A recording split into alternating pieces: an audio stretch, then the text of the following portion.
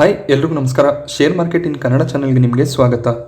ಈ ವಾರದ ಕ್ವೆಶನ್ಗಳನ್ನು ನೋಡೋಣ. ಸೊ ಈ ಕ್ವೆಶನ್ ಸೆಷನ್ಗಳನ್ನು ಮಾಡುವ ಉದ್ದೇಶ ಏನು ಅಂದರೆ, ಮಾರ್ಕೆಟ್ಗೆ ಯಾರು ಹೊಸದಾಗಿ ಬಂದಿರ್ತಾರೆ ಅವ್ರಿಗೆ ಮಾರ್ಕೆಟ್ನ ಬಗ್ಗೆ ಕೆಲವೊಂದಿಷ್ಟು ಡೌಟ್ಗಳು ಇರುತ್ತೆ.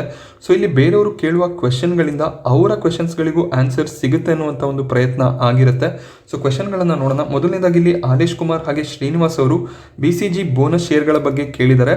ಸೊ BCG ತಮ್ಮ ಒಂದು ರೆಕಾರ್ಡ್ ಡೇಟನ್ನು ಅಂದರೆ ಬೋನಸ್ ಇಶ್ಯೂ ಮಾಡೋದಕ್ಕೆ ರೆಕಾರ್ಡ್ ಡೇಟನ್ನು ಮಾರ್ಚ್ 16 ಫಿಕ್ಸ್ ಮಾಡಿದ್ರು.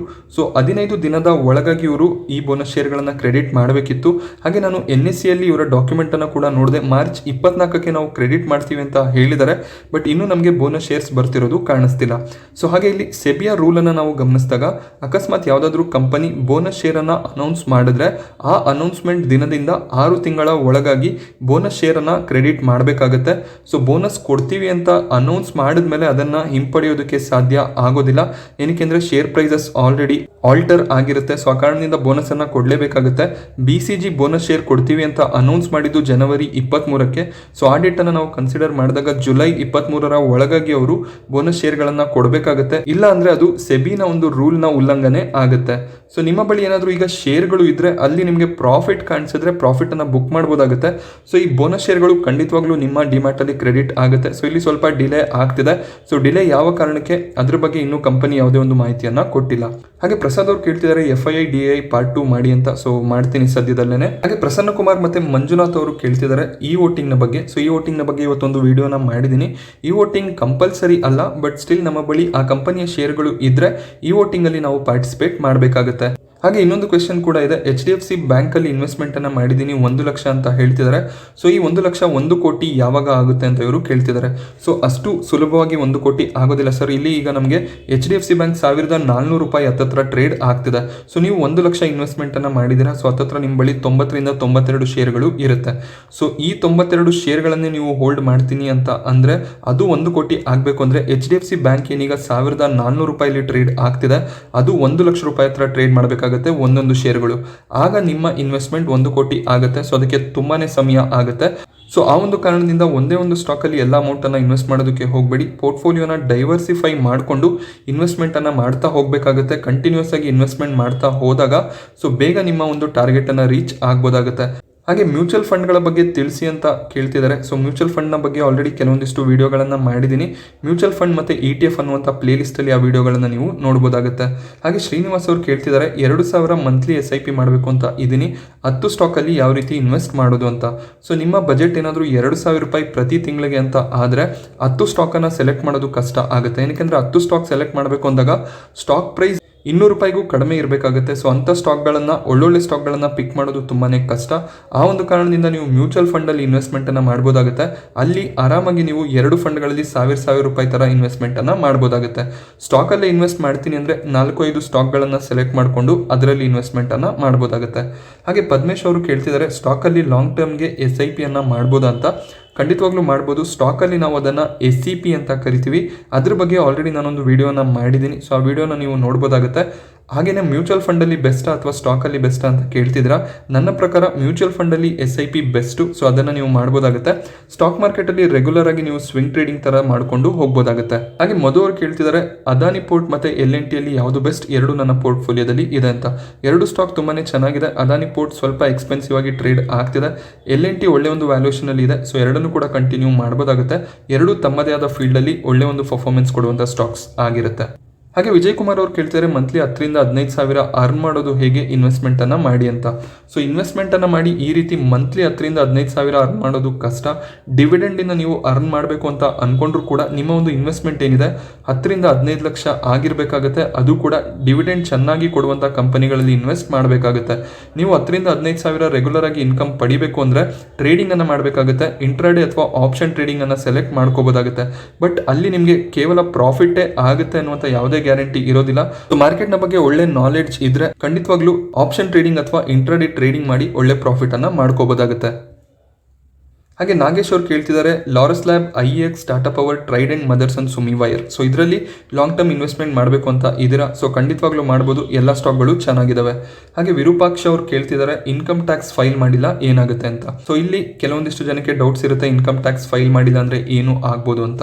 ಸೊ ನಿಮ್ಮ ಇನ್ಕಮ್ ಏನಾದರೂ 5 ಲಕ್ಷಕ್ಕಿಂತ ಮೇಲೆ ಇದ್ದರೆ ಖಂಡಿತವಾಗ್ಲೂ ITR ಅನ್ನು ಫೈಲ್ ಮಾಡಬೇಕಾಗುತ್ತೆ. ಅಕಸ್ಮಾತ್ ನೀವು ITR ಫೈಲ್ ಮಾಡಿಲ್ಲ ಅಂದರೆ ನಿಮ್ಮ ಟ್ಯಾಕ್ಸೇಬಲ್ ಇನ್ಕಮ್ ಏನಿರುತ್ತೆ ಅದ್ರ ಮೇಲೆ ಬಡ್ಡಿ ಬೀಳ್ತಾ ಹೋಗುತ್ತೆ, ಅಂದರೆ ಇಂಟ್ರೆಸ್ಟ್ ಬೀಳ್ತಾ ಹೋಗುತ್ತೆ. ಮುಂದಿನ ವರ್ಷಕ್ಕೆ ಅದು ಕ್ಯಾರಿ ಫಾರ್ವರ್ಡ್ ಆಗಿ ಅಲ್ಲಿ ನಿಮಗೆ ಮತ್ತೆ ನೋಟಿಸ್ ಬರೋದಕ್ಕೆ ಸ್ಟಾರ್ಟ್ ಆಗುತ್ತೆ, ಇಮೇಲ್ ಹಾಗೆ ನಿಮಗೆ ಮೆಸೇಜ್ ಕೂಡ ಬರುತ್ತೆ, ಹೈ ವ್ಯಾಲ್ಯೂ ಟ್ರಾನ್ಸಾಕ್ಷನ್ಗಳು ಕಾಣಿಸ್ತಿದ್ದಾವೆ ನಿಮ್ಮ ಅಕೌಂಟ್ನಲ್ಲಿ, ಸೊ ನೀವು ITR ಫೈಲ್ ಮಾಡಿಲ್ಲ ಅಂತ. ಸೊ ನೀವು ಇದನ್ನು ಅವಾಯ್ಡ್ ಮಾಡ್ತಾ ಹೋದರೆ ನಿಮ್ಮ ಟ್ಯಾಕ್ಸೇಬಲ್ ಇನ್ಕಮ್ ಅಂದರೆ ನಿಮ್ಮ ಟೋಟಲ್ ಇನ್ಕಮ್ ಅಲ್ಲ, ನಿಮ್ಮ ಟೋಟಲ್ ಟ್ಯಾಕ್ಸ್ 1 ಲಕ್ಷದ ಮೇಲೆ ಹೋದರೆ ಸೊ ಮತ್ತೆ IT ಡಿಪಾರ್ಟ್ಮೆಂಟ್ ಅಲ್ಲಿ ಒಂದು ನೋಟಿಸನ್ನು ಕಳಿಸ್ತಾರೆ. ಅದಕ್ಕೂ ಕೂಡ ನೀವು ಏನಾದರೂ ಆನ್ಸರ್ ಮಾಡಲಿಲ್ಲ ಅಂದರೆ 3 ರಿಂದ 6 ತಿಂಗಳುಗಳ ಕಾಲ ನಿಮಗೆ ಜೈಲ್ ಆಗುವಂಥ ಸಾಧ್ಯತೆಗಳು ಕೂಡ ಇರುತ್ತೆ. ಸೊ ಇನ್ಕಮ್ ಟ್ಯಾಕ್ಸನ್ನು ಮ್ಯಾಂಡೇಟ್ರಿ ಕಟ್ಟಲೇಬೇಕಾಗುತ್ತೆ. ಸೊ ಇನ್ಕಮ್ ಟ್ಯಾಕ್ಸ್ ಫೈಲ್ ಮಾಡೋದನ್ನ ಖಂಡಿತವಾಗ್ಲೂ ಮಿಸ್ ಮಾಡಬಾರ್ದಾಗುತ್ತೆ. ಹಾಗೆ ಇನ್ನೊಂದು ಕ್ವೆಶನ್ ಅನ್ನು ಅವರು ಕೇಳ್ತಿದ್ದಾರೆ, ಡಿಮ್ಯಾಟ್ ಅಕೌಂಟಲ್ಲಿ ಸೆಟ್ಲ್ಮೆಂಟ್ ಆಗುತ್ತೆ ಕ್ಲೈಂಟ್ ಕಡೆಯಿಂದ, ಸೊ ಅಲ್ಲಿ ಏನಾದರೂ ಚಾರ್ಜಸ್ ಅಪ್ಲೈ ಆಗುತ್ತಾ ಅಂತ. ಸೊ ಇದು ಸೆಬಿಯ ಹೊಸ ರೂಲ್ ಆಗಿದೆ. ನಮ್ಮ ಡಿಮ್ಯಾಟ್ ಅಕೌಂಟಲ್ಲಿ ತುಂಬ ದುಡ್ಡನ್ನು ನಾವು ಹಾಗೆ ಬಿಟ್ಟಿರ್ತೀವಿ, ಸೊ ಆ ದುಡ್ಡು ಅದೇ ರೀತಿ ಉಳ್ಕೊಳ್ಳುವಂಥ ಸಾಧ್ಯತೆಗಳು ಇರುತ್ತೆ. ಆ ಒಂದು ಕಾರಣದಿಂದ ಈ ರೀತಿ ಮಂತ್ಲಿ ಕ್ವಾರ್ಟರ್ಲಿ ಸೆಟ್ಲ್ಮೆಂಟ್ ಆಗುತ್ತೆ. ಅಲ್ಲಿ ಯಾವುದೇ ರೀತಿಯ ಎಕ್ಸ್ಟ್ರಾ ಚಾರ್ಜಸ್ ಅನ್ನು ಬ್ರೋಕರ್ ಚಾರ್ಜ್ ಮಾಡುವ ರೀತಿ ಇರೋದಿಲ್ಲ. ನಮ್ಮ ಅಕೌಂಟಲ್ಲಿ ಎಷ್ಟು ದುಡ್ಡು ಇರುತ್ತೆ ಅಷ್ಟನ್ನು ಅವರು ಬ್ಯಾಂಕ್ಗೆ ಟ್ರಾನ್ಸ್ಫರ್ ಮಾಡಬೇಕಾಗುತ್ತೆ. ಹಾಗೆ ಪಾಪಣ್ಣ ಅವ್ರು ಕೇಳ್ತಿದ್ದಾರೆ, HDFC limited, Tata motors, Infosys, Tata chemical, Tata power, Amara Raja battery, Ami organic, Exide ಹಾಗೆಯೇ ಸನ್ಸೇರಾ ಮತ್ತು ಟೈಟಾನ್ ಥೈರೋಕೇರಲ್ಲಿ ಇನ್ವೆಸ್ಟ್ಮೆಂಟನ್ನು ಮಾಡಿದ್ದೀನಿ, ಸೊ ಲಾಂಗ್ ಟರ್ಮ್ಗೆ ಹೋಲ್ಡ್ ಮಾಡ್ಬೋದಾ ಅಂತ. ಸರ್ ಇಲ್ಲಿ Tata chemical, Amar Raja batteries, Exide industries, so 3 ಕೂಡ ಬ್ಯಾಟ್ರಿ ಮ್ಯಾನುಫ್ಯಾಕ್ಚರಲ್ಲಿ ಮೇಜರ್ ಆಗಿ ಕೆಲಸ ಮಾಡುವಂಥ ಕಂಪನಿಗಳು. ಸೊ ಇಲ್ಲಿ ರಿಪಿಟೇಷನ್ ಕಾಣಿಸ್ತಾ ಇದೆ. ಸೊ ಇಲ್ಲಿ ನೀವು ಟಾಟಾ ಕೆಮಿಕಲ್ ಅಥವಾ ಅಮರ್ ರಾಜಾ ಎರಡರಲ್ಲಿ ಒಂದನ್ನು ಹೋಲ್ಡ್ ಮಾಡ್ಕೋಬೋದಾಗುತ್ತೆ. ಆಮೇಲೆ ನಿಮ್ಮ ಒಂದು ಪೋರ್ಟ್ಫೋಲಿಯೋದಲ್ಲಿ ಬ್ಯಾಂಕಿಂಗ್ ಸೆಕ್ಟರ್ನ ಸ್ಟಾಕ್ಗಳು ಕಾಣಿಸ್ತಿಲ್ಲ, ICICI ಬ್ಯಾಂಕ್ ಅಥವಾ ಆಕ್ಸಿಸ್ ಬ್ಯಾಂಕ್ನಂಥ ಸ್ಟಾಕ್ಗಳನ್ನು ನೀವು ಆ್ಯಡ್ ಮಾಡ್ಕೋಬೋದಾಗುತ್ತೆ. ಸೊ ಈ ಒಂದು ಚೇಂಜಸ್ಗಳನ್ನು ಮಾಡಿಕೊಂಡು ಖಂಡಿತವಾಗ್ಲೂ ಕಂಟಿನ್ಯೂ ಮಾಡ್ಬೋದಾಗುತ್ತೆ. ಹಾಗೆ ಗಣಪತಿ ಅವರು ಕೇಳ್ತಿದ್ದಾರೆ, ಜಾಬ್ ಹೋಲ್ಡರ್ಸ್ ಟ್ರೇಡಿಂಗ್ ಅನ್ನ ಮಾಡ್ಬೋದಾ ಅಂತ. ಖಂಡಿತವಾಗ್ಲೂ ಮಾಡ್ಬೋದು, ಯಾವುದೇ ರೀತಿಯ ಪ್ರಾಬ್ಲಮ್ ಇಲ್ಲ. ನಿಮಗೆ ಜಾಬ್ನ ಮಧ್ಯದಲ್ಲಿ ಟ್ರೇಡಿಂಗ್ ಮಾಡೋದಕ್ಕೆ ಅವಕಾಶ ಸಿಕ್ಕಿದ್ರೆ ಖಂಡಿತವಾಗ್ಲೂ ಟ್ರೇಡಿಂಗ್ ಅನ್ನ ಮಾಡ್ಬೋದಾಗುತ್ತೆ. ಹಾಗೆ KN ಗೌಡ ಅವರು ಕೇಳ್ತಿದ್ದಾರೆ, ಟ್ರೈಡೆಂಟ್ನ ಬಗ್ಗೆ ಹೆಚ್ಚಿನ ಮಾಹಿತಿ ತಿಳಿಸಿ ಅಂತ. ಸೊ ಖಂಡಿತವಾಗ್ಲೂ ಆದಷ್ಟು ಬೇಗ ಒಂದು ವಿಡಿಯೋನ ಮಾಡ್ತೀನಿ. ಮಂಜುನಾಥ್ ಪಾಟೀಲ್ ಅವರು ಕೇಳ್ತಿದ್ದಾರೆ, ಇಂಟ್ರಾಡೇ ಬಗ್ಗೆ ವಿಡಿಯೋಸ್ನ ಮಾಡಿ ಅಂತ. ಆಲ್ರೆಡಿ ಟೆಕ್ನಿಕಲ್ ಅನಾಲಿಸಿಸ್ ಪ್ಲೇಲಿಸ್ಟಲ್ಲಿ ಸ್ವಲ್ಪ ವಿಡಿಯೋಗಳು ಇದಾವೆ, ಮುಂಬರುವ ದಿನಗಳಲ್ಲಿ ಇನ್ನಷ್ಟು ವಿಡಿಯೋ ಮಾಡುವ ಪ್ರಯತ್ನನ ಮಾಡ್ತೀನಿ. ಹಾಗೆ ಬಸವರಾಜ್ ಅವರು ಕೇಳ್ತಿದ್ದಾರೆ, ಆಪಿಯಸ್ ಮೈಂಡಲ್ಲಿ 12 ಕ್ವಾಂಟಿಟಿ, ಪಿಡಿಲೈಟಲ್ಲಿ 16 ಕ್ವಾಂಟಿಟಿ, ಹಾಗೆ ವಿಪ್ರೋದಲ್ಲಿ 70 ಕ್ವಾಂಟಿಟಿ ಇದೆ ಅಂತ. ಸೊ ಹೈಯರ್ ಪ್ರೈಸಲ್ಲೇ ಬೈ ಮಾಡಿದ್ದೀರಾ, ಬಟ್ ಖಂಡಿತವಾಗ್ಲೂ ಹೋಲ್ಡ್ ಮಾಡ್ಬೋದಾಗುತ್ತೆ, ಒಳ್ಳೆ ಸ್ಟಾಕ್ಗಳೇ ನಿಮ್ಮ ಬಳಿಯಲ್ಲಿ ಇದೆ. ಹಾಗೆ ಮುರುಗೇಶ್ ಅವರು ಕೆಲವೊಂದಿಷ್ಟು ಸ್ಟಾಕ್ಗಳ ಲಿಸ್ಟನ್ನು ಕೊಟ್ಟಿದ್ದೀರಾ.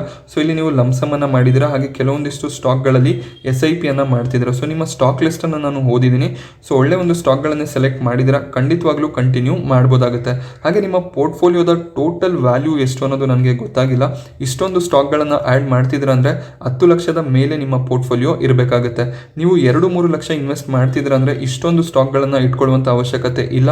ಇಲ್ಲಿ ಕೆಲವೊಂದಿಷ್ಟು ರಿಪಿಟೇಷನ್ಗಳನ್ನು ಮಾಡಿದರೆ ಸೊ ಅದನ್ನು ನೀವು ಸರಿ ಮಾಡ್ಕೋಬೋದಾಗುತ್ತೆ. ಎಕ್ಸಾಂಪಲ್ ನಾನು ಹೇಳೋದಾದರೆ HDFC ಬ್ಯಾಂಕ್, ICICI ಬ್ಯಾಂಕ್ ಎರಡನ್ನು ಸೆಲೆಕ್ಟ್ ಮಾಡಿದರೆ ಸೊ ಒಂದು ಬ್ಯಾಂಕಿಂಗ್ ಸೆಕ್ಟರ್ನ ಸ್ಟಾಕನ್ನು ಇಟ್ಕೊಂಡು ಆ ರೀತಿ ನೀವು ಪೋರ್ಟ್ಫೋಲಿಯೋನ ಮತ್ತೆ ರೀಬ್ಯಾಲೆನ್ಸ್ ಮಾಡ್ಕೋಬೋದಾಗುತ್ತೆ. ಹಾಗೆ ಮೊಹಮ್ಮದ್ ಅವ್ರು ಕೇಳ್ತಿದ್ರ, ಅದಾನಿ ಶೇರ್ಸ್ P ರೇಷಿಯೋ ತುಂಬಾ ಜಾಸ್ತಿ ಇದೆ, ಸೊ ಇಲ್ಲಿ ನಾವು ಲಾಂಗ್ ಟರ್ಮ್ಗೆ ಇನ್ವೆಸ್ಟ್ಮೆಂಟನ್ನು ಮಾಡ್ಬೋದಾ ಅಂತ. ಸೊ ಅದಾನಿ ಶೇರ್ಗಳು ಈಗ ರೀಸೆಂಟಾಗಿ ನ್ಯೂಸ್ ಬೇಸಿಸ್ ಮೇಲೆ ರನ್ ಆಗ್ತಿದ್ದಾವೆ. ಫಂಡಮೆಂಟಲ್ಸ್ ನಾವು ಗಮನಿಸಿದಾಗ ಎಕ್ಸ್ಪೆನ್ಸಿವ್ ವ್ಯಾಲ್ಯೂಯೇಷನ್ ಕಾಣಿಸ್ತಿದೆ. ಸೊ ವ್ಯಾಲ್ಯೂಯೇಷನ್ಗಳು ಅದೇ ರೀತಿಯಲ್ಲಿ ಸಸ್ಟೈನ್ ಆಗೋದಿಲ್ಲ. ಯಾವುದಾದ್ರೂ ಒಂದು ಬ್ಯಾಡ್ ನ್ಯೂಸ್ ಬಂದಾಗ ಸ್ಟಾಕ್ನಲ್ಲಿ ಕ್ರ್ಯಾಶ್ ಬರುವಂಥ ಸಾಧ್ಯತೆ ಇರುತ್ತೆ. ನೀವು ಲಾಂಗ್ ಟರ್ಮ್ ಇನ್ವೆಸ್ಟರ್ಸ್ ಆದರೆ ಆ್ಯಡ್ ಮಾಡ್ತಾ ಹೋಗ್ಬೋದಾಗುತ್ತೆ, ಬಟ್ ಸ್ಟಾಕ್ ಏನಾದರೂ ಕ್ರ್ಯಾಶ್ ಆದರೆ ಆ ಲೋವರ್ ಲೆವೆಲ್ಸಲ್ಲೂ ಕೂಡ ಆ್ಯಡ್ ಮಾಡೋದಕ್ಕೆ ಕ್ಯಾಶನ್ನು ಇಟ್ಕೊಂಡಿರಬೇಕಾಗುತ್ತೆ.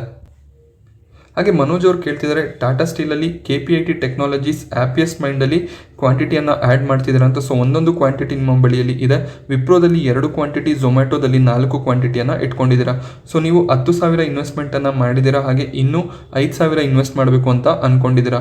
ಸೊ ಸ್ಟಾಕ್ ಸೆಲೆಕ್ಷನ್ ತುಂಬಾ ಚೆನ್ನಾಗಿದೆ, ಸೊ ಕಂಟಿನ್ಯೂ ಮಾಡ್ಬೋದಾಗುತ್ತೆ. ಮಂತ್ಲಿ ನಿಮ್ಮ ಬಳಿ ಎಷ್ಟು ದುಡ್ಡಿರುತ್ತೆ ಅಷ್ಟು ಅಮೌಂಟನ್ನು ಆ್ಯಡ್ ಮಾಡ್ತಾ ಹೋಗ್ಬೋದಾಗುತ್ತೆ. ಸೊ ರೀಸೆಂಟಾಗಿ ಇನ್ವೆಸ್ಟ್ಮೆಂಟನ್ನು ಸ್ಟಾರ್ಟ್ ಮಾಡಿದ್ದೀರಾ, ಸೊ ಇಲ್ಲಿ ಕ್ವಾಂಟಿಟಿಯನ್ನು ಆ್ಯಡ್ ಮಾಡ್ತಾ ಹೋಗ್ಬೋದಾಗುತ್ತೆ. ಸೊ ರೋಷನ್ ಅವ್ರು ಕೇಳ್ತಿದ್ದಾರೆ, Wipro, Marico, HDFC bank, Cipla, ITC, IEX, SBI ಬ್ಯಾಂಕಲ್ಲಿ ಇನ್ವೆಸ್ಟ್ಮೆಂಟನ್ನು ಮಾಡ್ತಿದ್ದೀರಾ ಅಂತ. ಸೊ ಖಂಡಿತವಾಗ್ಲೂ ಎಲ್ಲ ಸ್ಟಾಕ್ಗಳು ಚೆನ್ನಾಗಿದ್ದಾವೆ, ಕಂಟಿನ್ಯೂ ಮಾಡ್ಬೋದಾಗುತ್ತೆ. ಹಾಗೆ ಮಹಾವೀರ್ ಅವ್ರು ಕೇಳ್ತಿದ್ದಾರೆ, ಡಿಕ್ಸಾನ್ ಟೆಕ್ನಾಲಜಿ ಮತ್ತು ಮನಪ್ಪುರಂ ಫಿನಾನ್ಸಲ್ಲಿ ಲಾಂಗ್ ಟರ್ಮ್ ಇನ್ವೆಸ್ಟ್ಮೆಂಟ್ ಮಾಡ್ಬೋದಾ ಅಂತ. ಸೊ ಖಂಡಿತವಾಗ್ಲೂ ಮಾಡ್ಬೋದು. ಮನಪ್ಪುರಂಗಿಂತ ಮುತ್ತೂಟ್ ಒಂದು ಒಳ್ಳೆ ಫಂಡಮೆಂಟಲ್ ಸ್ಟಾಕ್, ಬಟ್ ಮನಪ್ಪುರಂ ಕೂಡ ಏನು ಕೆಟ್ಟ ಸ್ಟಾಕ್ ಅಂತ ಹೇಳ್ತಿಲ್ಲ, ಬಟ್ ಖಂಡಿತವಾಗ್ಲೂ ಮನಪ್ಪುರಂ ಬದಲು ಮುತ್ತೂಟನ್ನು ಕೂಡ ಕನ್ಸಿಡರ್ ಮಾಡ್ಬೋದಾಗುತ್ತೆ.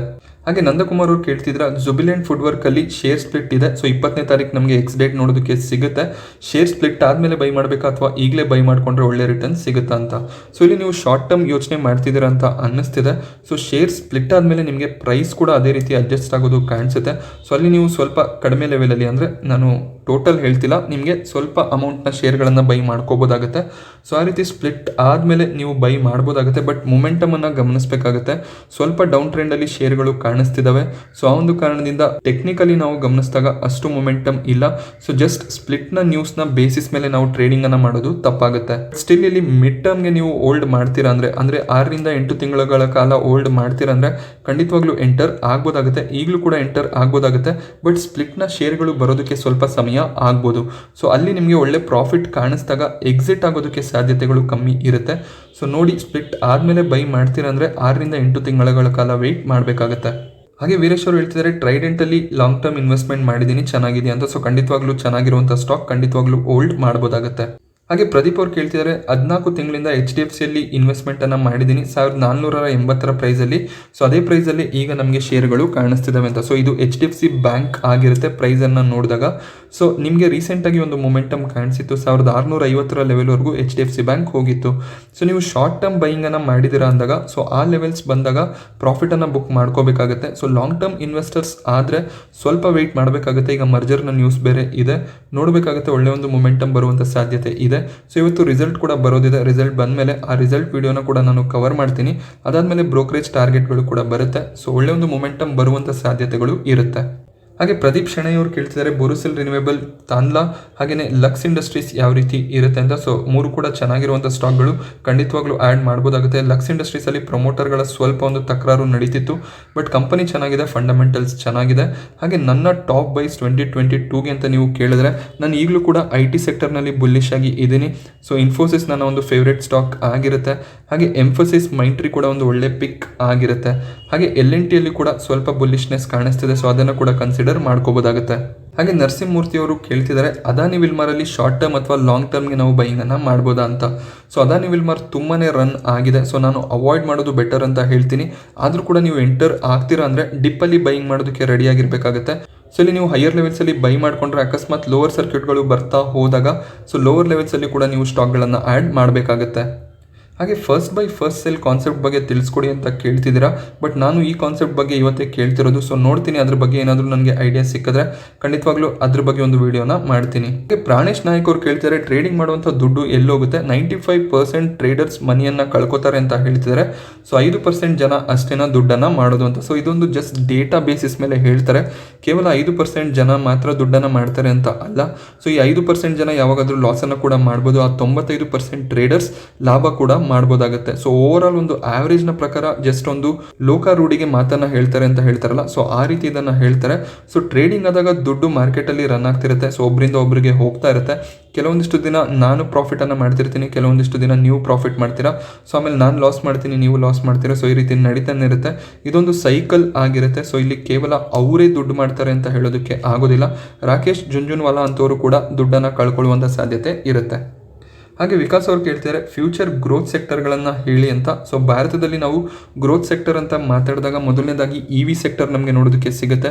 ಸೊ ಅದಕ್ಕೆ ನಾವು 2 ರಿಂದ 3 ವರ್ಷ ಕಾಯಬೇಕಾಗುತ್ತೆ. ಹಾಗೆ ಬ್ಯಾಂಕಿಂಗ್ ಸೆಕ್ಟರಲ್ಲೂ ಕೂಡ ಒಳ್ಳೆಯ ಒಂದು ಮೊಮೆಂಟಮ್ ಬರುವಂಥ ಸಾಧ್ಯತೆಗಳು ಹೆಚ್ಚಾಗಿದೆ. ಹಾಗೆ ರವಿ ಅವರು ಕೇಳ್ತಿದ್ದಾರೆ, ಇಂಡಿಯಾ ಬುಲ್ಸ್, ಕಿರಿನಟ್, ಸಿಯೇಟ್, ಸೊ ಈ ರೀತಿಯ ಸ್ಟಾಕ್ಗಳನ್ನು ಸೆಲೆಕ್ಟ್ ಮಾಡ್ಕೊಂಡಿದ್ದೀನಿ. ಫಂಡಮೆಂಟಲ್ಸ್ ಚೆನ್ನಾಗಿಲ್ಲ. ಸೊ ಲಾಂಗ್ ಟರ್ಮ್ ಹೋಲ್ಡ್ ಮಾಡ್ಬೋದಾ, ಎಕ್ಸಿಟ್ ಆಗೋದಾ ಅಂತ ಕೇಳ್ತಿದ್ದೀರಾ. ಸೊ ನೀವೇ ಇಲ್ಲಿ ಆನ್ಸರನ್ನು ಕೂಡ ಹೇಳಿದ್ದೀರಾ, ಫಂಡಮೆಂಟಲ್ಸ್ ಅಷ್ಟು ಸರಿ ಇಲ್ಲ ಅಂತ. ಬಟ್ ಸಿಯೇಟ್ ಒಳ್ಳೆ ಒಂದು ಫಂಡಮೆಂಟಲ್ ಚೆನ್ನಾಗಿರುವಂಥ ಸ್ಟಾಕ್. ಇಂಡಿಯಾ ಬುಲ್ಸ್ ನಾನು ಅಷ್ಟು ರೆಕಮೆಂಡ್ ಮಾಡೋದಿಲ್ಲ. Redington, sea coast, smart finance limited, so ಈ ರೀತಿಯ ಸ್ಟಾಕ್ಗಳಲ್ಲಿ ಇನ್ವೆಸ್ಟ್ಮೆಂಟನ್ನು ಮಾಡಿದ್ದೀರಾ. ಸೊ ಇಲ್ಲಿ ನೀವು ಈ ಸ್ಟಾಕ್ಗಳಿಂದ ಎಕ್ಸಿಟ್ ಆಗೋದು ಒಳ್ಳೆಯದು ಅನ್ನೋದು ನನ್ನ ಅನಿಸಿಕೆ ಆಗಿರುತ್ತೆ. ಒಳ್ಳೊಳ್ಳೆ ಫಂಡಮೆಂಟಲ್ ಇರುವಂಥ ಸ್ಟಾಕ್ಗಳನ್ನು ಆ್ಯಡ್ ಮಾಡ್ಕೊಳ್ಳಿ. ರಿಟರ್ನ್ ನಿಮಗೆ ಕಮ್ಮಿ ಅಂತ ಕಾಣಿಸುತ್ತೆ, ಬಟ್ ಅದು ಸೇಫ್ ಇನ್ವೆಸ್ಟ್ಮೆಂಟ್ ಆಗಿರುತ್ತೆ. ಖಂಡಿತವಾಗ್ಲೂ ನೀವು ಇಲ್ಲಿ ಪೋರ್ಟ್ಫೋಲಿಯೋನ ರಿವಿಸಿಟ್ ಮಾಡ್ಬೋದಾಗುತ್ತೆ. ಒಳ್ಳೊಳ್ಳೆ ಫಂಡಮೆಂಟಲ್ ಇರುವಂಥ ಚೆನ್ನಾಗಿರುವ ಸ್ಟಾಕ್ಗಳು ಕೂಡ ಇದ್ದಾವೆ. ಸೊ ಅಂಥ ಸ್ಟಾಕ್ಗಳನ್ನು ಆ್ಯಡ್ ಮಾಡ್ಕೋಬೋದಾಗುತ್ತೆ. ಸೊ 10 ರಿಂದ 15 ವರ್ಷ ನಿಮ್ಮ ಆರಿಝಾನ್ ಇರೋದ್ರಿಂದ ಒಳ್ಳೊಳ್ಳೆ ಬ್ಯಾಂಕಿಂಗ್ ಸೆಕ್ಟರ್ನ ಸ್ಟಾಕ್ಗಳು, EV ಸೆಕ್ಟರ್ನ ಸ್ಟಾಕ್ಗಳು, ಸೆಮಿಕಂಡಕ್ಟರ್ ರಿಲೇಟೆಡ್ ಸೆಕ್ಟರ್ನ ಸ್ಟಾಕ್ಗಳು, ಸೊ ಇದನ್ನೆಲ್ಲ ಆ್ಯಡ್ ಮಾಡ್ಬೋದಾಗುತ್ತೆ. IT ಇಂಡಸ್ಟ್ರಿಯನ್ನು ಕೂಡ ಕನ್ಸಿಡರ್ ಮಾಡ್ಕೋಬೋದಾಗುತ್ತೆ. ಸೊ ಅಲ್ಲಿ ಒಳ್ಳೊಳ್ಳೆ ಸ್ಟಾಕ್ಗಳು ಕಾಣಿಸಿದ್ರೆ ಅದನ್ನು ನಿಮ್ಮ ಪೋರ್ಟ್ಫೋಲಿಯೋದಲ್ಲಿ ಇಟ್ಕೊಳ್ಳೋದು ಬೆಟರ್ ಆಗಿರುತ್ತೆ. ಹಾಗೆ ಗೋಪಾಲ್ ಕೃಷ್ಣ ಅವರು ಆಪ್ಷನ್ ಟ್ರೇಡಿಂಗ್ನ ಬಗ್ಗೆ ಇನ್ನೂ ಮಾಹಿತಿಯನ್ನು ಹೇಳಿ ಅಂತ ಹೇಳ್ತಿದ್ದೀರಾ. ಹಾಗೆ ವಿಜಯ್ ಕುಮಾರ್ ಅವರು ಕೂಡ ಸೇಮ್ ಅದನ್ನೇ ಹೇಳ್ತಿದ್ದೀರಾ. ಸೊ ಆಪ್ಷನ್ ಟ್ರೇಡಿಂಗ್ನ ಸ್ಟ್ರಾಟಜೀಸ್ ಬಗ್ಗೆ ನಾನು ವಿಡಿಯೋನ ಮಾಡಬೇಕು ಅಂತ ಅಂದ್ಕೊಂಡಿದ್ದೀನಿ. ಸೊ ಖಂಡಿತವಾಗ್ಲೂ ಮುಂಬರುವ ದಿನಗಳಲ್ಲಿ ಆ ವಿಡಿಯೋನ ಮಾಡ್ತೀನಿ. ಗೌರೀಶ್ ಅವರು ಕೇಳ್ತಿದ್ದಾರೆ, ಹ್ಯಾಪಿಯೆಸ್ಟ್ ಮೈಂಡ್ ಶೇರ್ನ ಬಗ್ಗೆ ಸಜೆಸ್ಟ್ ಮಾಡಿ ಅಂತ. ಸೊ ಖಂಡಿತವಾಗ್ಲೂ ಶೇರ್ಸ್ ಚೆನ್ನಾಗಿದೆ, ಸ್ವಲ್ಪ ಕರೆಕ್ಷನ್ ನೋಡೋದಕ್ಕೆ ಸಿಗ್ತಿದೆ. ಸೊ ಒಳ್ಳೆ ಒಂದು ಪ್ರಾಫಿಟಬಿಲಿಟಿ ಈ ಕ್ವಾರ್ಟರ್ನಲ್ಲಿ ಬರುವಂಥ ಸಾಧ್ಯತೆ ಇದೆ, ಕಂಟಿನ್ಯೂ ಮಾಡ್ಬೋದಾಗುತ್ತೆ. ಹಾಗೆ ಅನಿಲ್ ಅವ್ರು ಕೇಳ್ತಾರೆ, ವಿಪ್ರೋ 608, ಝೊಮ್ಯಾಟೊ 90 ಹಾಗೆ HCL 1205 ರೇಂಜಲ್ಲಿ ಬೈ ಮಾಡಿದ್ದೀನಿ ಅಂತ. ಸೊ ನನ್ನ ಟಾರ್ಗೆಟ್ ಏನು ಅಂತ ನೀವು ಕೇಳ್ತಿದ್ದೀರಾ. ಸೊ ವಿಪ್ರೋದಲ್ಲಿ ಆಲ್ಮೋಸ್ಟ್ ನಿಮಗೆ 650ರಿಂದ 670 ಟಾರ್ಗೆಟ್ ನೋಡೋದಕ್ಕೆ ಸಿಗ್ಬೋದು. ಹಾಗೆ HCL ಕೂಡ ಅಷ್ಟೇ 1350 ಲೆವೆಲಲ್ಲಿ ಟ್ರೇಡ್ ಆಗ್ಬೋದು. ಝೊಮ್ಯಾಟೊದಲ್ಲಿ ಸ್ವಲ್ಪ ವೀಕ್ನೆಸ್ ಕಾಣಿಸ್ತಿದೆ. ಹಾಗೆ ಕ್ವಾರ್ಟರ್ಲಿ ರಿಸಲ್ಟ್ ಕೂಡ ನಾವು ಗಮನಿಸಿದಾಗ ಪ್ರಾಫಿಟ್ ತೋರಿಸುವಂಥ ಸಾಧ್ಯತೆಗಳು ತುಂಬಾ ಕಮ್ಮಿ ಇದ್ದಾವೆ. ಸೊ ಆ ಒಂದು ಕಾರಣದಿಂದ ಝೊಮ್ಯಾಟೊದಲ್ಲಿ ವೀಕ್ನೆಸ್ ಇರುತ್ತೆ.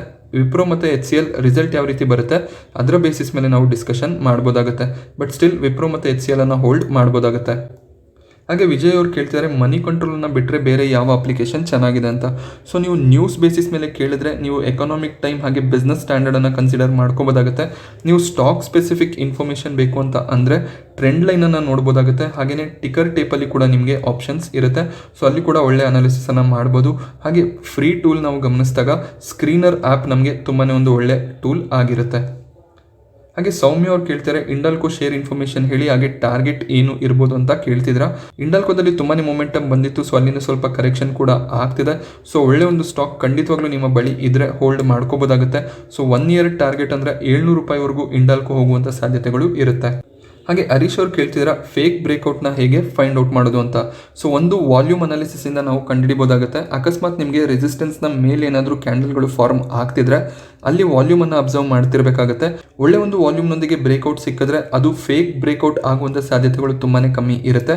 ಅದಾದಮೇಲೆ ನೆಕ್ಸ್ಟ್ ಕ್ಯಾಂಡಲ್ ಏನು ಫಾರ್ಮ್ ಆಗುತ್ತೆ ಅದನ್ನು ಕೂಡ ಗಮನಿಸಬೇಕಾಗುತ್ತೆ. ಅದು ಕೂಡ ಪ್ರೀವಿಯಸ್ ಕ್ಯಾಂಡಲ್ಗಿಂತ ಮೇಲೆ ಫಾರ್ಮ್ ಆಗಬೇಕಾಗುತ್ತೆ. ಸೊ ಇದನ್ನು ಗಮನಿಸ್ಬೋದಾಗುತ್ತೆ. ಫೇಕ್ ಬ್ರೇಕ್ಔಟ್ ಆದಾಗ ವಾಲ್ಯೂಮ್ ಕಮ್ಮಿ ಇರುತ್ತೆ. ಹಾಗೆ ಮುಂದಿನ ಕ್ಯಾಂಡಲ್ ಏನು ಫಾರ್ಮ್ ಆಗುತ್ತೆ ಅಲ್ಲಿ ನಮಗೆ ವಾಲ್ಯೂಮ್ ತುಂಬ ಕಮ್ಮಿ ಆಗುತ್ತೆ ಮತ್ತು ಒಂದು ರೆಡ್ ಕ್ಯಾಂಡಲ್ ಫಾರ್ಮ್ ಆಗುವಂಥ ಸಾಧ್ಯತೆಗಳು ಕೂಡ ಇರುತ್ತೆ. ಸೊ ಈ ರೀತಿ ನಾವು ಫೇಕ್ ಬ್ರೇಕ್ಔಟನ್ನು ಐಡೆಂಟಿಫೈ ಮಾಡ್ಬೋದಾಗುತ್ತೆ. ಸೊ ಯಾವಾಗಲೂ ಕೂಡ ಅಷ್ಟೇ, ನಿಮಗೆ ಬ್ರೇಕ್ಔಟ್ ಸಿಕ್ಕಿದ ಮೇಲೆ ನೆಕ್ಸ್ಟ್ ಅಂದರೆ ನೀವು ಡೇ ವೈಸ್ ನೋಡ್ತಿದ್ರೆ ಮುಂದಿನ ದಿನದ ಕ್ಯಾಂಡಲನ್ನು ಕೂಡ ಅಬ್ಸರ್ವ್ ಮಾಡಬೇಕಾಗುತ್ತೆ. ಸೊ ಅಲ್ಲೂ ಕೂಡ ಒಳ್ಳೆ ಒಂದು ಕ್ಯಾಂಡಲ್ ಫಾರ್ಮ್ ಆದರೆ ಅಲ್ಲಿ ಎಂಟರ್ ಆಗಬೇಕಾಗುತ್ತೆ. ಹಾಗೆ ಹನುಮಂತಪ್ಪ ಅವ್ರು ಕೇಳ್ತಿದ್ರ, ಏಂಜಲ್ ಬ್ರೋಕರಿಂಗಲ್ಲಿ ಇಂಟ್ರಾಡೇ ಚಾರ್ಜಸ್ ಎಷ್ಟು ಇರುತ್ತೆ ಅಂತ. ಸೊ ಇಂಟ್ರಾಡೇ ನಿಮಗೆ ಮ್ಯಾಕ್ಸಿಮಮ್ ಅಂದರೆ 20 ರೂಪಾಯಿ ಚಾರ್ಜ್ ಮಾಡ್ಬೋದು. ಸೊ ಒಂದು ಎಕ್ಸಾಂಪಲ್ ಕೊಟ್ಟು ನಿಮಗೆ ಹೇಳ್ತೀನಿ. ಸೊ ನೀವು ಇಂಟ್ರಾಡೇ ಮಾಡ್ತಿರ್ತೀರಾ. ಸೊ 1000 ರೂಪಾಯಿಯ ಶೇರನ್ನು ಬೈ ಮಾಡಿ ಸೆಲ್ ಮಾಡ್ತೀರಾ ಅಂತ ಅಂದ್ಕೊಳ್ಳಿ. ಸೊ ಆಗ ನಿಮಗೆ ಟೋಟಲ್ ಅಂದರೆ ಬೈ ಮಾಡಿದ 1000 ರೂಪಾಯಿ, ಸೆಲ್ ಮಾಡಿದ 1000 ರೂಪಾಯಿ, ಸೊ 2000 ರೂಪಾಯಿ ಟೋಟಲ್ ಅಮೌಂಟ್ ಆಯಿತು. ಏಂಜಲ್ ಬ್ರೋಕರಿಂಗ್ ನಮಗೆ 0.25% ಇಂಟ್ರಾಡೇ ಚಾರ್ಜಸನ್ನು ಮಾಡ್ತಾರೆ. ಸೊ ಆಗ ನಿಮಗೆ 5 ರೂಪಾಯಿ ಚಾರ್ಜ್ ಆಗುತ್ತೆ. ಜಸ್ಟ್ ನಿಮಗೆ 0.25% ಕನ್ಸಿಡರ್ ಮಾಡಿದಾಗ. ಸೊ 5 ರೂಪಾಯಿಯನ್ನು ಅವರು ಚಾರ್ಜ್ ಮಾಡ್ತಾರೆ. ಅಕಸ್ಮಾತ್ ನೀವು 20,000ಕ್ಕೆ ಟ್ರೇಡ್ ಮಾಡಿದ್ರಿ ಅಂತ ಅನ್ಕೊಳ್ಳಿ. ಅಂತ ಒಂದು ಸಿಚುವೇಶನ್ ಅಲ್ಲಿ ನಿಮ್ಮ ಚಾರ್ಜ್ ಏನಾಗುತ್ತೆ, 50 ರೂಪಾಯಿ ಆಗುತ್ತೆ. ಸೊ 50 ರೂಪಾಯಿ ಅವರು ಚಾರ್ಜ್ ಮಾಡೋದಿಲ್ಲ, ಮ್ಯಾಕ್ಸಿಮಮ್ 20 ರೂಪಾಯಿ ಅಷ್ಟೇ ಚಾರ್ಜ್ ಮಾಡೋದು. ಸೊ ಇದು ನಿಮಗೆ ಅರ್ಥ ಆಗಿದೆ ಅಂತ ಅನ್ಕೋತೀನಿ. ಹಾಗೆ ಪಾಂಡುರಂಗ ಅವ್ರು ಕೇಳ್ತಿದ್ರ, ಪ್ರಾಫಿಟ್ ಮತ್ತು ಲಾಸ್ ಆದಾಗ ಕಂಪನಿಯಲ್ಲಿ ಯಾವ ಒಂದು ಟೆಕ್ನಿಕಲ್ ಬೇಸಿಸ್ ಮೇಲೆ ಶೇರ್ ಮೇಲೆ ಕೆಳಗೆ ಹೋಗುತ್ತೆ ಅಂತ. ಸೊ ಇಲ್ಲಿ ಟೆಕ್ನಿಕಲ್ ಅಂತ ನಮಗೆ ಬರೋದಿಲ್ಲ. ಸೊ ಅಕಸ್ಮಾತ್ ಕಂಪನಿ ಲಾಸ್ ಮಾಡಿದ್ರೆ ಅಲ್ಲಿ ಸೆಲ್ಲರ್ಗಳು ಜಾಸ್ತಿ ಆಗ್ತಾರೆ, ಆಗ ನಮಗೆ ಪ್ರೈಸ್ ಕಡಿಮೆ ಆಗೋದು ಕಾಣಿಸುತ್ತೆ. ಹಾಗೆ quarter on quarter, year on year ಒಳ್ಳೆ ಒಂದು ಪ್ರಾಫಿಟ್ ಕಂಪನಿ ತೋರಿಸಿದಾಗ ಸೊ ಅಲ್ಲಿ ಬೈಯರ್ಸ್ಗಳು ಜಾಸ್ತಿ ಆಗ್ತಾ ಹೋಗ್ತಾರೆ, ಆಗ ಡಿಮ್ಯಾಂಡ್ ಜಾಸ್ತಿ ಆಗುತ್ತೆ, ಶೇರ್ ಪ್ರೈಸ್ ಮೇಲೆ ಹೋಗೋದು ಕಾಣಿಸುತ್ತೆ. ಹಾಗೆ ಸಿದ್ದರಾಮ್ ಅವ್ರು ಕೇಳ್ತಿದ್ರ, ಬಜಾಜ್ ಹಿಂದೂಸ್ತಾನ್ ಶುಗರಲ್ಲಿ ಲಾಂಗ್ ಟರ್ಮ್ ಎಂಟ್ರಿ ತಗೋಬೋದಾ ಅಂತ. ಸೊ ಸದ್ಯಕ್ಕೆ ಫಂಡಮೆಂಟಲ್ಸ್ ಅಷ್ಟು ಚೆನ್ನಾಗಿಲ್ಲ. ಸೊ ನೀವು ಶುಗರ್ ಸೆಕ್ಟರ್ನ ಸ್ಟಾಕ್ ನೋಡಿದಾಗ ಸೊ ಇಲ್ಲಿ ನಿಮಗೆ ಬಲರಾಮ್ಪುರ್ ಚೀನಿ ಒಂದು ಒಳ್ಳೆ ಆಪ್ಷನ್ ಆಗಿರುತ್ತೆ. ಸೊ ಅಕಸ್ಮಾತ್ ರಿಸ್ಕ್ ತಗೋತೀನಿ ಅಂದರೆ 5,000ಕ್ಕೂ ಕಮ್ಮಿ ಅಮೌಂಟನ್ನು ಇನ್ವೆಸ್ಟ್ ಮಾಡ್ಬೋದಾಗುತ್ತೆ. ವಿಶ್ವರಾಜ್ ಶುಗರ್ ಕೂಡ ಅಷ್ಟೇ. ಸೊ ಫಂಡಮೆಂಟಲಿ ಅಷ್ಟು ಚೆನ್ನಾಗಿಲ್ಲ. ಸೊ ಇಲ್ಲೂ ಕೂಡ ಸಜೆಷನ್ ಆಗಿರುತ್ತೆ. ಸೊ ಇಲ್ಲೂ ಕೂಡ 5,000ಕ್ಕೂ ಕಮ್ಮಿ ಅಮೌಂಟನ್ನು ಇನ್ವೆಸ್ಟ್ ಮಾಡ್ಬೋದಾಗುತ್ತೆ, ಅಥವಾ ಒಳ್ಳೊಳ್ಳೆ ಶೇರ್ಗಳು ನಮಗೆ ನೋಡೋದಕ್ಕೆ ಸಿಗುತ್ತೆ. ಇನ್ವೆಸ್ಟ್ ಮಾಡಲೇಬೇಕು ಅಂತ ಇದ್ರೆ 5,000ಕ್ಕೂ ಕಮ್ಮಿ ಅಮೌಂಟನ್ನು ಇನ್ವೆಸ್ಟ್ ಮಾಡ್ಬೋದಾಗುತ್ತೆ. ಹಾಗೆ ಗಿರೀಶ್ ಅವ್ರು ಕೇಳ್ತಿದ್ದೀರಾ, ಎಸ್ಕಾಟ್ನ ಬಗ್ಗೆ ತಿಳಿಸ್ಕೊಡಿ ಅಂತ. ಸೊ ಎಸ್ಕಾಟಲ್ಲಿ ಒಂದು ನ್ಯೂಸ್ ನಡೀತಿದೆ ಅಂದರೆ ರಾಕೇಶ್ ಜುಂಜುನ್ವಾಲಾ ಅವರು ತಮ್ಮ ಒಂದು ಹೋಲ್ಡಿಂಗನ್ನು ಸೆಲ್ ಮಾಡಿದ್ದಾರೆ ಅಂತ. ಸೊ ಆ ಒಂದು ಕಾರಣದಿಂದ ನಮಗೆ ಸ್ವಲ್ಪ ಡೌನ್ ಸೈಡ್ ಕಾಣಿಸ್ತಿದೆ. ಬಟ್ ಎಸ್ಕಾಟ್ ಫಂಡಮೆಂಟಲ್ಸ್ ಚೆನ್ನಾಗಿದೆ, ಶೇರ್ಸ್ ಇದ್ರೆ ಕಂಟಿನ್ಯೂ ಮಾಡ್ಬೋದಾಗುತ್ತೆ. ಹಾಗೆ ಫ್ರೆಶ್ ಆಗಿ ಎಂಟ್ರಿ ತಗೋಬೇಕು ಅಂತಿದ್ರೆ ಸೊ ಒಳ್ಳೆ ಲೆವೆಲ್ಸಲ್ಲಿ ಕೂಡ ಅವೈಲೇಬಲ್ ಇದೆ. ಸೊ ನಾನು ನಿಮ್ಮ ಕ್ವೆಶನ್ಸ್ಗಳಿಗೆ ಕೊಟ್ಟಂಥ ಆನ್ಸರ್ಸ್ ನಿಮಗೆ ಸ್ಯಾಟಿಸ್ಫೈ ಆಗಿದ್ರೆ ವಿಡಿಯೋನ ಲೈಕ್ ಮಾಡಿ. ಹಾಗೆ ಇದೇ ರೀತಿಯ ಮಾರ್ಕೆಟ್ ಅಪ್ಡೇಟ್ಸ್ಗಳಿಗೋಸ್ಕರ ಚಾನಲ್ನ ಸಬ್ಸ್ಕ್ರೈಬ್ ಮಾಡೋದು ಮರಿಬೇಡಿ. Thank you friends.